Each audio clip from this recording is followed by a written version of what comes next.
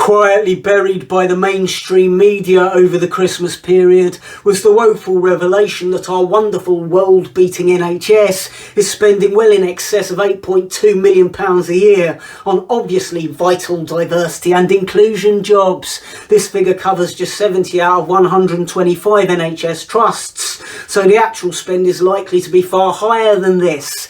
These 70 trusts are employing an eye-watering 185 individuals in equality, diversity and inclusivity roles. And these figures come just a few months after the government hiked our taxes to wincingly unsustainable levels in order to throw an extra £6.6 billion of funding at the NHS over the next 2 years. And we know who these inclusivity employees are, don't we? They're people with no job skills, useless degrees and limited workplace experience.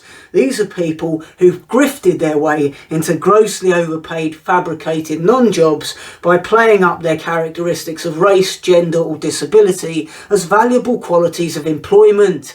These people have been facilitated by HR con merchants who themselves have no real job skills but have invented a whole fake world of illusory workplace discrimination to keep themselves busy with needless diversity hires in order to make their own jobs seem more necessary, so as to make themselves seem professionally indispensable, whereas in fact, of course, they are often an inefficient, worthless drain on the financial resources of an organisation.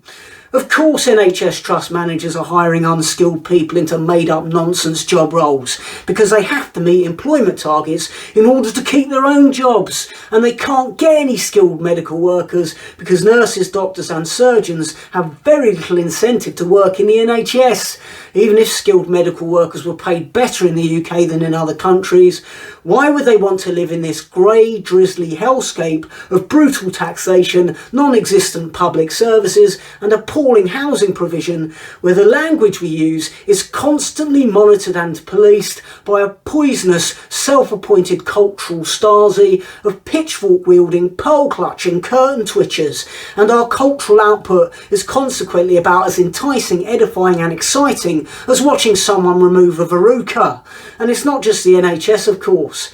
Skilled people who have a choice are choosing not to work in this country, and so organisations are being staffed and run by people who have no idea what they're doing and yet are imbued with such a strong sense of entitlement that they're more than happy to down tools at short notice to go on strike for better pay for the job that they don't know how to do within the business that they're running into the ground.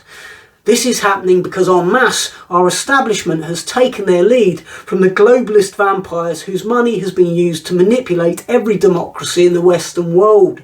We've traded meritocracy for some weird hierarchy of victimhood based on willful historical revisionism. We need to start putting systems in place to reward skilled workers and to end this rancid culture of £100,000 a year fake equality and diversity roles for skillless, business decimating, economy destroying scroungers and thieves. Please do like and subscribe and support my comedy by following the links below this video. Also check out my return to stand-up, currently playing on the Comedy Unleashed YouTube channel, a link for which you can also find in the description underneath this video.